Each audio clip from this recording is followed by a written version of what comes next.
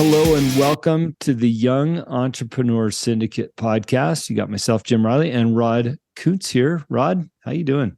Hey, I'm doing great. How are you, my friend? I'm doing good. I'm struggling with your name sometimes because, at school, you're Mr. Kuntz. Yes. And to me, you're Rod Kuntz, right? Yeah.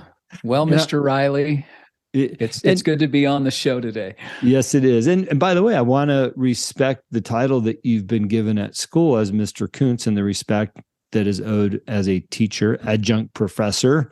So it's just kind of interesting, the lives that we lead, huh? Right. And, the good book says, be all things to all men in order to win a few. Oh, and so that brings it home for me.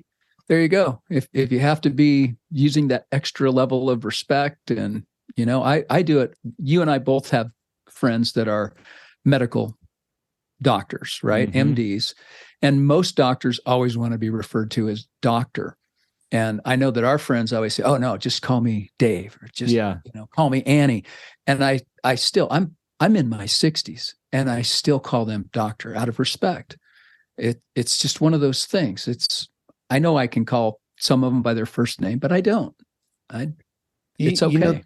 This is an interesting discussion because I was in a world where you called the chef, not by their name, even if you knew them by their name outside of work, right?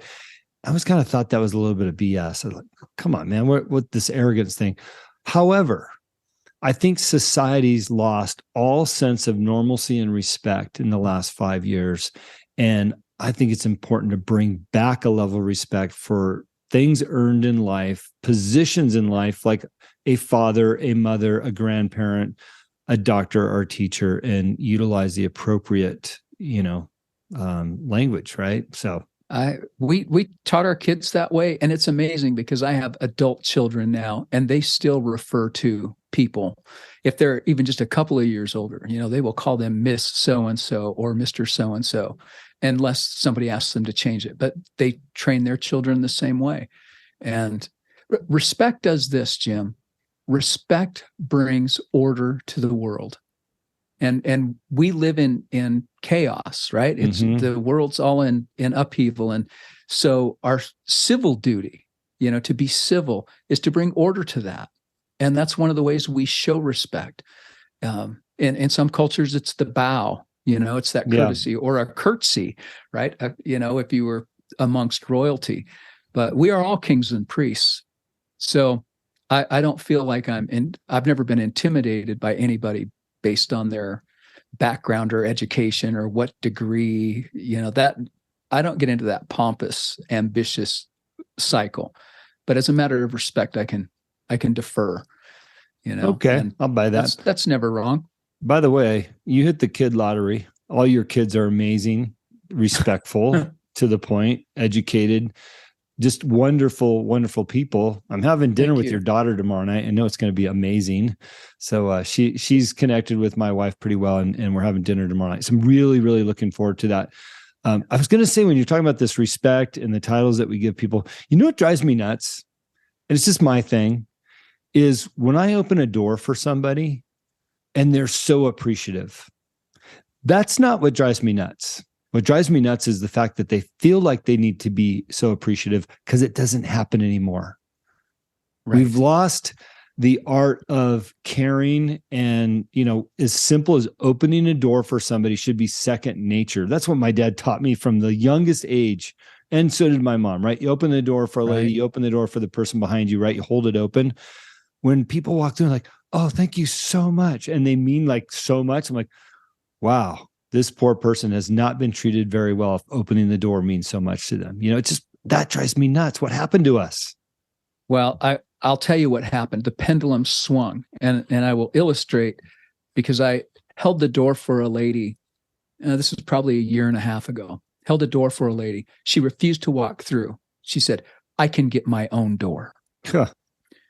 I mean, it was an affront to me. In fact, to me, I was insulted, and I was embarrassed for her. But the pendulum has swung so far that now you're afraid to be, courteous to somebody. Yeah.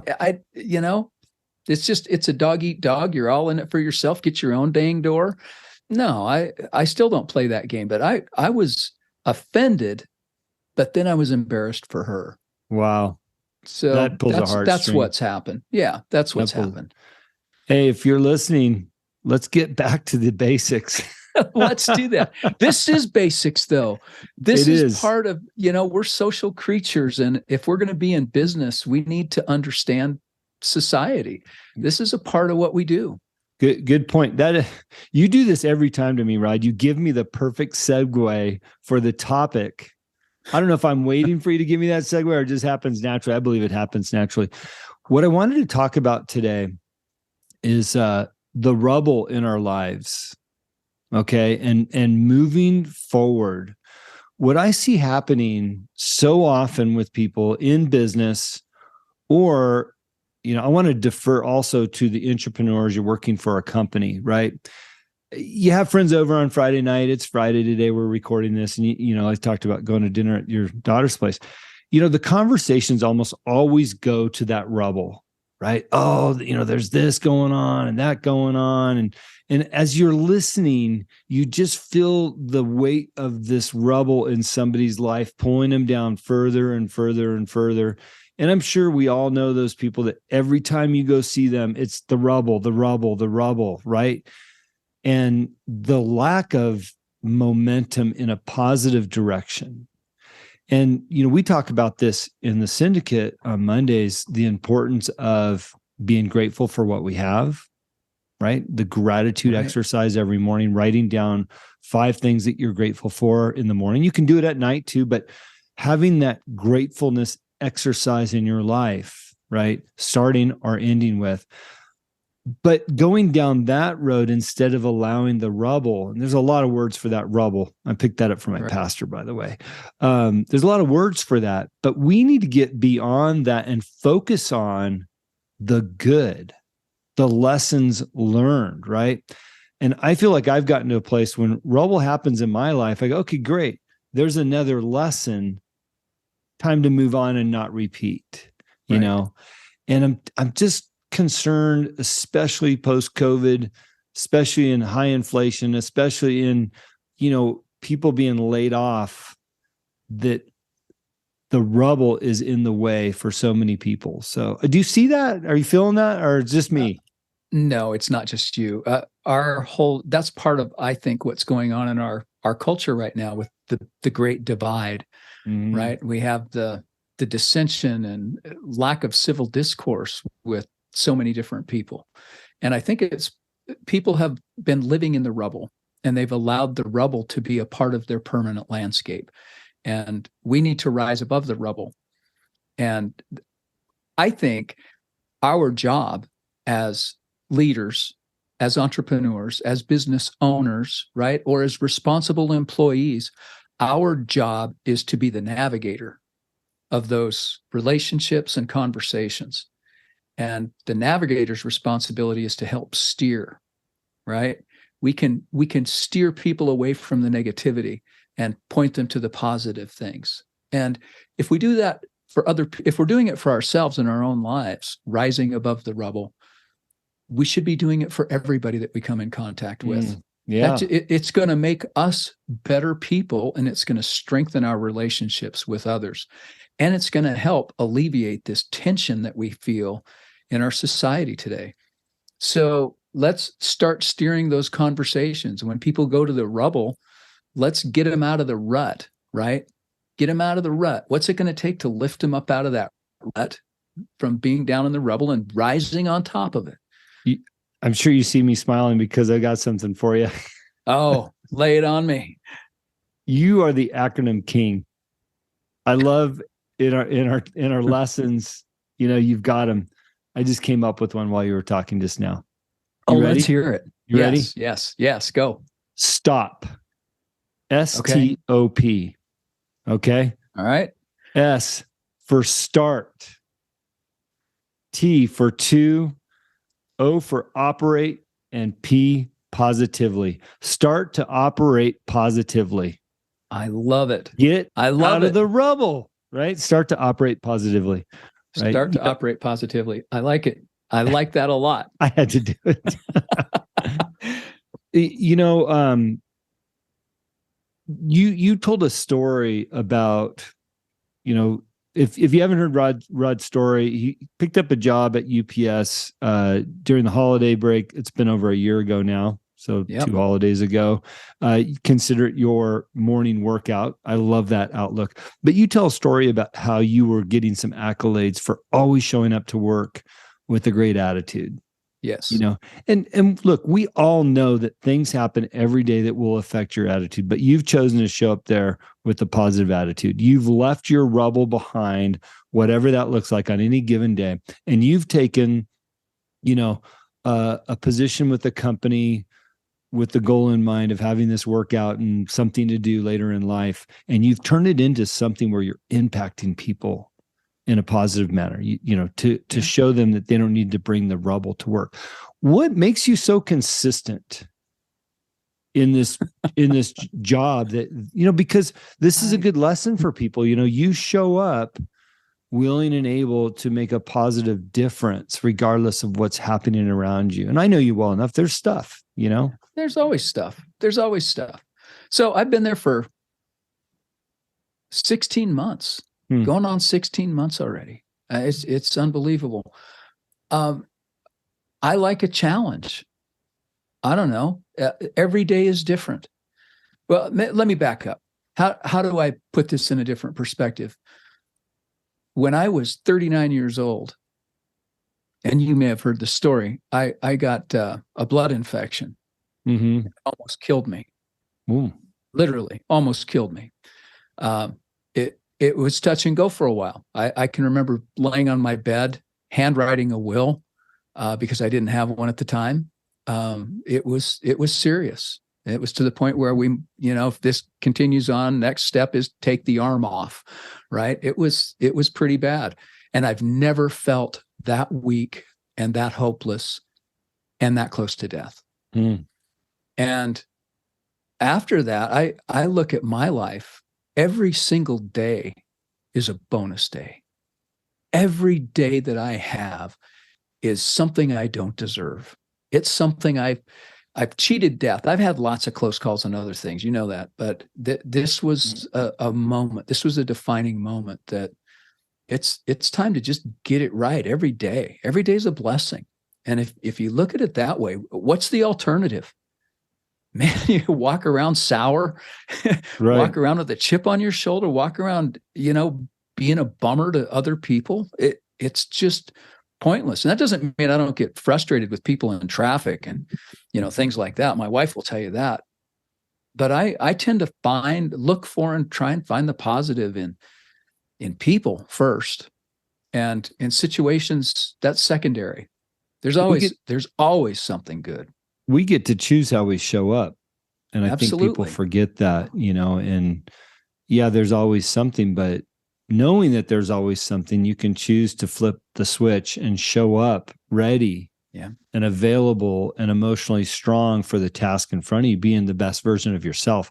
I was thinking, do we need a life or death experience to change us? No, not necessarily, but I think sometimes it's good to shake the harder cases roots a little bit, I know you were pretty badass young man, doing your thing. So maybe it took a little more shaking for you to get on that gratefulness path, but we don't all need a near death experience to shake us up. Well, you can learn from other people. That's the neat thing. I woke up in the middle of the night last night. I should have brought my notebook because I turned the light on and I was taking notes, right? Sometimes I get these revelations, and it's kind of on this topic, but there are so many things that we can do that if we just shifted a little bit, instead of, okay, see you later, have a good day. What if we just said, stay positive? When you're leaving, departing someone's company, and say, hey, stay positive. Because if they're not positive, you're calling them out. You need to get positive to stay positive. Yeah. So our words are so important, and we can do little teeny shifts that make a difference. And I think if we can try and be creative, how can we make that difference? How can we rise above the rubble? Yeah. Well, by being different. I want to give some kudos to somebody I met last week. If you listen to the show, if you listen to my other show, the answer is yes. I interviewed Joe Sample, who owns 12 Taco Bell franchises here in the state of Montana. And I met some of his team members at their local store here. They struggled when they opened up, and I just wanted to offer some help from an outsider and an opinion. And I met one of their district managers. Her name is Ava. And what was interesting is the set of circumstances that caused the failure of the opening of that store were out of most of their control. It was like that one thing after another, right? Yeah. And they're on the right track. And I look forward to seeing their success on this track. But I want to point out Ava for a minute, Rod, because it's exactly what you're talking about. You know, I was listening to her speak about her job and how she shows up. And she showed there at the table we were sitting at, there was 5 of us, how she transformed getting out of her car, putting on that happy face regardless. So she lives in Missoula and she drives the 3 hours here, 2.5, 3 hours here to call on the store. And she goes out to others like Butte. There's a lot of highway in between. And that was her point. Like, you know, I don't care if it's snowing or icy. When I get here, I'm going to put on my happy face. Right. And she threw the smile on for us at the table. And she said, I'm going to walk in and I'm going to say hi to every team member. I'm going to ask them how they're doing. And, you know, I'm going to be involved and I'm not going to try to be the boss. You know, I was just like, wow, this girl's transforming in front of me at this table, right? From business conversation to the personality that walks through the door, because she's making a conscious effort to be that positive influence on these kids' lives. And one of the challenges that they've had, and I'm sure this is happening around the country, is staffing, people coming and going, right? So they had a big influx of people leave because of some other leadership. Now she's trying to fill the gap until they get their new people up to speed.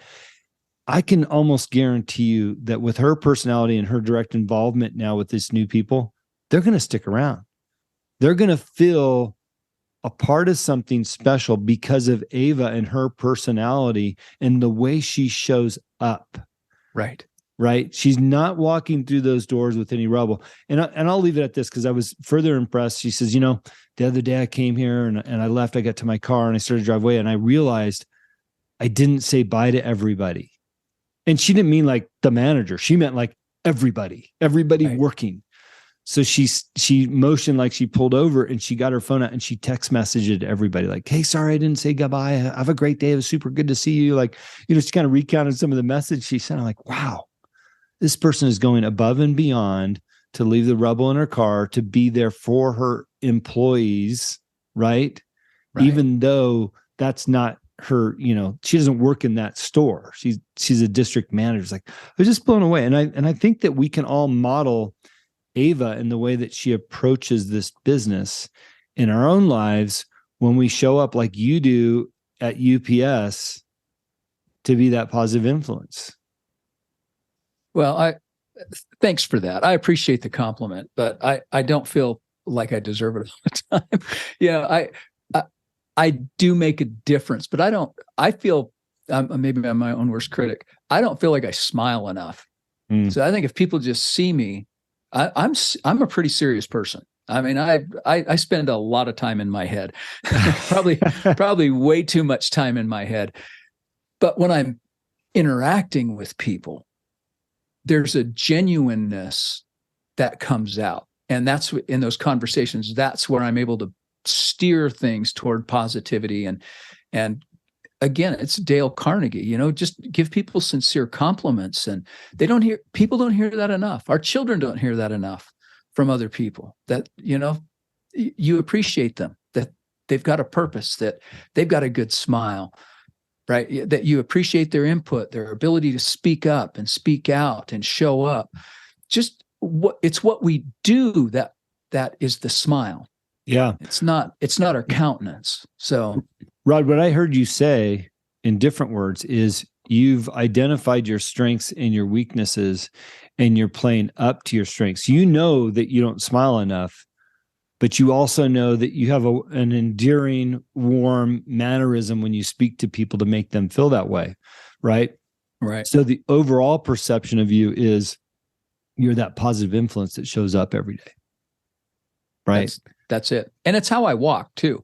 I've been told that. And that goes back to even when I first joined the military. Yeah. People said, "Oh, you've got the walk." You put a uniform on and it accentuates the walk, right? You mean you don't walk like Joe Biden? What is with the I don't news walk like a lot of people. There are a lot of people who just slouch through life, right? They're just slumping forward. Come on. Put some pep in your step. I feel sad for our public people, right? I bring up Joe Biden because everybody's critiquing the way he walks. Like, don't you guys have something better to do? Like, okay, you don't agree with his policies, but do we have to make fun of how he walks? Like, everything's part of the game. Drives you crazy. Yeah, it is. And how do you turn that? For an old man, he's still walking. He's still walking. He's not pushing a walker in front of him. So let's give him that credit. Yeah. Let's talk about moving on for a minute, right? What that looks like. If you've if we've influenced you to leave your rubble behind and show up, right? How do we move on out of those habits of, okay, I'm choosing to make my life look different. Now, my answer to that is, and I'll let you give yours afterwards, is I think that we need to develop the discipline to have new habits. Okay. And those habits could be, hey, when I show up to work, I'm going to show up with a clean slate, regardless of what just happened in the car, or however you got there, subway, bus, train. I'm going to show up, fresh and ready to go and not be influenced by the outside rubble, and start to develop that habit and that discipline of pushing those things aside. And in my opinion, is giving those things less weight and attention, and understanding that that's temporary, and I can change the future. I can change how people think about me, how they see me, and I dictate the terms of how I live my life, right? Rubble's going to happen. It's what you do with it. Right. Yeah. That's how I think that we can move on. Well, I think that's great. And I like that you're on this theme of discipline, because it takes discipline to do that, right? Mm-hmm. And what I was thinking when you first asked the question is, I think we have to be intentional. And that's the same thing as discipline, but the intention, I think, has to just come first. Mm-hmm. We have to intend to have a certain outcome. And I used to have, I may have mentioned this before, at least to you. I used to have, when I worked in retail above my desk, I had because I was working for someone else at the time. And I had this big placard right above my desk. And it said, "I run on compliments and cold hard cash." And when you're in business, if you remember, that's how your employees see it. Mm-hmm. Really. You can compliment them all day long, but if you're not doing physical rewards, you have to show your appreciation with your pocketbook. Mm-hmm. How do you show someone appreciation for good service? You tip them, right? And we have to dig it, I guess. And I'm not saying it has to be money all the time. All right. What I'm saying is this: if we're going to give, it has to cost us something. All right. If you're going to give a compliment, it has to cost you something. Mm-hmm. A genuine compliment. You're going to have to go out of your way. You're going to maybe have to be uncomfortable talking to somebody or about, something, but it has to cost you. You have to be intentional about it. So what cost are you willing to bear to make a difference? Mm-hmm. To rise above, to get the rubble underneath your feet instead of down your back, right? Or to have it in your shoes. Well, it's like to walk with a pebble in your shoe. If you're in the rubble, you're going to be walking around with pebbles in your shoe. Get it out. Man, put some Dr. Scholl's air cushion insoles under your feet and get going. I'm telling you, you'll put pep in your step. And maybe that's where it comes from. What's crazy about this discussion and what can make a tangible difference in your life are what we've termed as soft skills, things that we teach. And I'm listening to you talk like, okay, have we done a good job conveying this message to our group in the Young Entrepreneur Syndicate and also in our school curriculum that we're teaching, right? And I believe we have, because fundamentally we talk about values first. What are your values, right? What helps you operate? Utilizing those values into the creation of your goals, into what you do, right? And so, like you say, you have to go with intent. This is my set of, conditions, and then develop the discipline around that. And it came nicely together in my mind, like, hey, we are teaching these soft skills. And there's a point where people have to act on what they're being taught. Right. So my hope and desire is that if you're listening to this show, you're picking up on something that makes sense, and you'll start to look at some of the soft skills we're talking about here and apply them, to what you're doing so that you can leave the rubble behind and move on. That's what I'm hoping. Right. And if you're not getting enough here, we'd love to have you in the Young Entrepreneur Syndicate Monday nights. Go to our website. Right. We're there for you. Absolutely. Well, I always feel like I under-deliver, and maybe that's part of the wanting to ensure that I give back. That's why you and I both do the fire hose, right? We want to over-deliver as opposed to under-deliver. And I want people to get everything they can. I want them to learn from every mistake I've made so that they don't have to make that mistake. Yeah. If we can, and the smart thing is to learn from your own mistakes. The smarter thing is to learn from other people's, right? So that's one of the things I wrote down last night. That true intelligence is learning from others' mistakes. And if we can help people do that, and that makes us real too. We're not perfect. We're not demigods and these great gurus who have it all figured out. But I'll tell you what, in the figuring, we're making strides to make people better, to make our world better. And if that's just one little degree at a time, I'll take it. Yeah, I'll take it too. Hey, just last thing I wanted to say about this discussion and what we're doing and how we're doing it. I had a great business call yesterday with the Jadari team. It's a new platform, tech side of our business that we're going to be able to enhance our offerings to our members. And I'm just in love with what they're doing. But within all that, we talked about Sean Whalen and his Lion's Den program. After, I don't know, I think it was like 8 years of doing the Lion's Den, he announced that he's going to be shutting that down at some point, sounds like later this year. He's helped over 22, very specific on the numbers, like 22,132 people have gone through the program. And, of course, we asked his partner, like, oh, why would he do that? He says, it's my belief that you can only say the same thing so many times before it just becomes too redundant. And this is just my feeling, Rod, and I hope you're here for the long haul too. But I hear that and I said, he's right. How many times can you hammer that, right? And eventually it does become overly redundant. But the way I look at it is you always have that next fresh crew that comes in that needs to hear it for the first time. Right. Or if you're stubborn like me, you need to hear it for the 10th time to go, oh, I guess it's time that I make the change.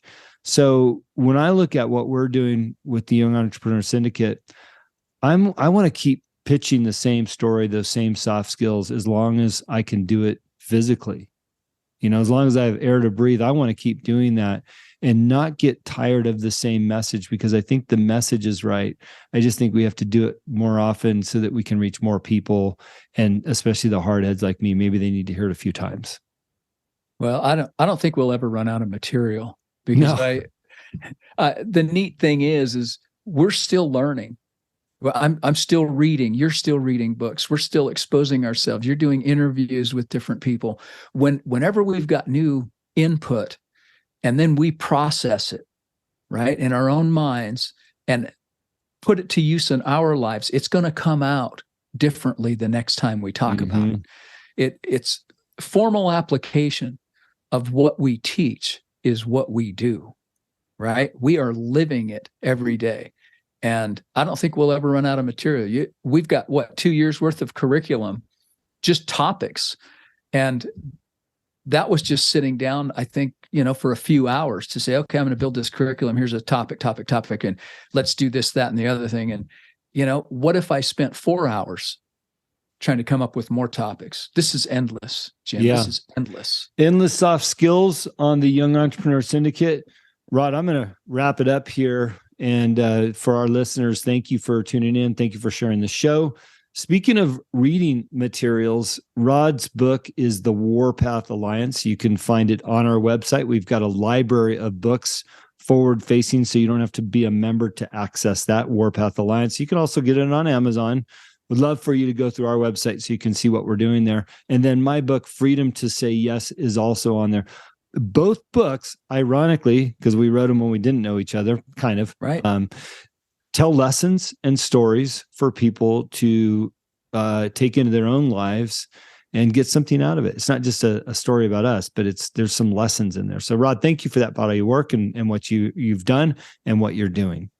Well, thank you. And it is amazing that we're both authors and we didn't know each other at the time. I actually helped when you were finishing. You'd already made the decision to write your book. So it was a pleasure to be able to be one of the first set of eyes on that. Oh, and yeah.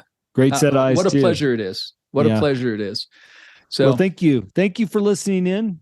We're going to do this again and again and again, and hopefully we're bringing some value to you through our soft skills discussions. And we also teach hard skills too. And there's a lot of stuff that we have on our website for our members that will bring value to your business. And even if you're an entrepreneur, we're here to help you. So thanks again. We'll talk soon.